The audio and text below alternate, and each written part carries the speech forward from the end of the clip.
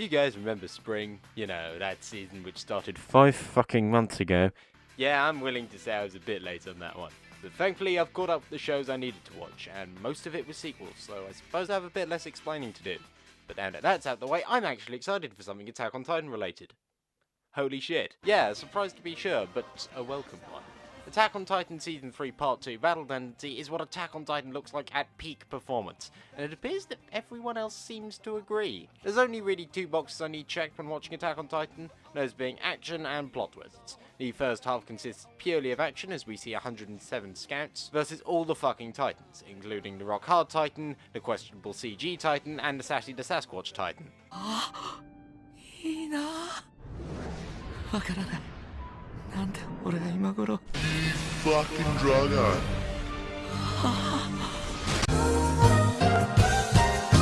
And on the plot twist front, we have moments like when Non-Specific finds out the non-specific that's in Non-Specific, as well as when Non-Specific has Vietnam Non-Specifics about the origin story of Non-Specific.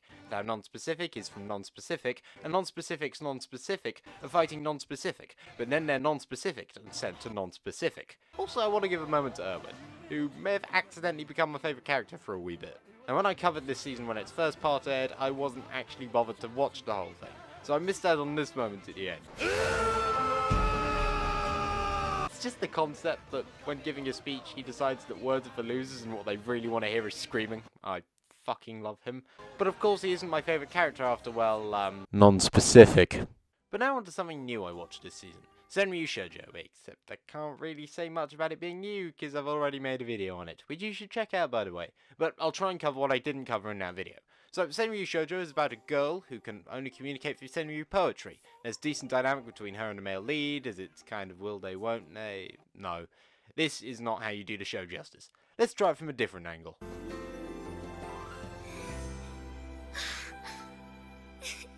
And I fucking sold you on this show already. You're welcome. Well, obviously, Nanako's best girl, and I think she's a shoo-in for wife of the year. I want to talk about Kino for a bit, because I think the appeal to her is the same appeal as the show.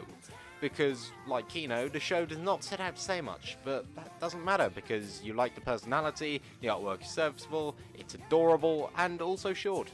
The 12-minute runtime of each episode is actually a selling point for the show, as it presents a simple scenario and goes about it without feeling like it's wasting time. Which is pretty sweet, not entirely unlike its cast of characters. And as little as I've mentioned Busujima, he is actually quite an entertaining character, even if he isn't what anyone's watching this show for. I should have watched this show earlier, because then I could have put Naki Rabbit in the Rabbit episode of Waifu Planet. Imagine how much more non-existent revenue I could have got. On the subject of getting popular on the internet, JoJo's Bizarre Adventure Part 5 Golden Wind. I don't have anything to say about it which hasn't been said about it already. I can't really make any jokes about this show because they'd all just boil down to, hey, isn't that scene weird? People don't normally do that. So instead, I think it's anecdote time, and this one's about friendship. Yep, I'm also surprised I have friends. So, I know this guy, and I see him once a week, and a few weeks after I started watching Part 5, he said he was actually interested in watching JoJo's, just for the memes. So I recommended it to him, and a week later I was pleasantly surprised that he'd actually watched it. It's a rare occurrence for me. And then a few weeks passed, he'd gotten further ahead than me, he also went back and watched the other seasons, which is more than I've done, and he even read some of the manga, and all of this is in search of more JoJo's. And considering that I got into JoJo's also because of both a recommendation a friend gave me and the opportunity to get in on JoJo's, something kinda hit me. And someone may have said this at some point, but fuck it, I'll say it anyway. JoJo's is the weird midpoint between two types of people, because it's both the anime community's favourite meme and the meme community's favourite anime. Yes, I just said meme community. That's genuinely the most normie thing I've ever said in my life. So, what I'm trying to say is, holy shit, look at this is funny, people don't normally do that, let's all laugh guys. Continuing on from last season, we have Dororo. This one is actually something I wasn't really the most enthusiastic about when we last talked about it, but really captured me towards the latter end of the series. Now, I should mention a few things I should have said last time I was talking about Dororo 2019. First of all, I said it was following a trend that Devilman Crybaby started. That probably isn't judging the situation right, considering reboots have been a thing in anime since forever. Also another thing, turns out the original series was made by Tezuka motherfucking Osamu, you know, the father of anime. So, turns out this is a much bigger deal than I thought it was. Although, back onto the show itself, the mid-season proved to be exactly what the show needed. because the best way to get us to appreciate the dichotomy between Hyakimaru and Dororo is to have them both get the fuck away from each other. It was interesting to see Hyakimaru have the most depressing family reunion ever, while at the same time Dororo was being attacked by a toothy boy. And after that, we got a fairly decent revenge arc, and this show did a lot that I didn't think it could do from its first half. It made Tahomaru into an actual threat, it made Dororo useful in some situations, and it actually had quite a lot of downright badass moments. Like, not to spoil anything, but holy fucking shit, it gets pretty metal. And there is supposedly going to be a second season. I assume there's more manga to adapt, although it would erase everything the ending worked towards, and, well, no spoilers, it works up to something, then takes all the impact out of it within the last 4 minutes. But that aside, this show is genuinely an eyebrow raiser. I don't have a joke here, so how about we go with, oh boy, that animation quality, let's all point and laugh, this isn't a dead joke whatsoever. As I was writing this, I forgot that One Punch Man Season 2 was a thing, so I'll do this part quickly.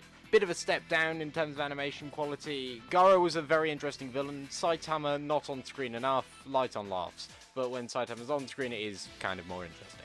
Man, this anime reviewing thing is pants. And finally, we have Carol and Tuesday. An anime which I think is the first original anime I've been truly excited for. The cards are on the table, of course. A Studio Bones production with Shinichiro Watanabe at the helm. What's not to love? But it turns out Watanabe was at the helm, just not Shinichiro. While he was working as the director on the series, a lot of this should be attributed to Aya Watanabe, who supposedly has a lot of experience in writing, so I shouldn't really be comparing it to the other Shinichiro Watanabe shit. Oh my god, they just said Wulongs, it's basically Cowboy Bebop. So how does it fare? Well, episode 1 was pretty fantastic. Wonderful world building as well as interesting characters. However, I was kind of unsure about some of the middle of this part of the season. I like Carol, and I like Tuesday, but we didn't really get anything special when they were sharing the screen. If anything, the best part about it was Roddy and Gus's interactions. The two are the most entertaining both individually and together, and a lot of the concert scenes didn't really leave me feeling anything. But with this being Studio Bones, they decided to get people interested in this the same way they got people into My Hero Academia. Martian X Factor. The concert scenes, which I felt were a bit statically, suddenly became the right blend of inventive and eye-catching. Plus, having more people perform than just the titular characters means that every performance is unique, and even Haruhi forbid is something I look forward to. Also the Mermaid song. Genuinely, this is going to be my ringtone from now on. However, the second core doesn't come out until November, so I guess I'll end up covering that in my fall season video. Either that or my summer season video will end up getting just as delayed as this one. I feel it's going to be the latter.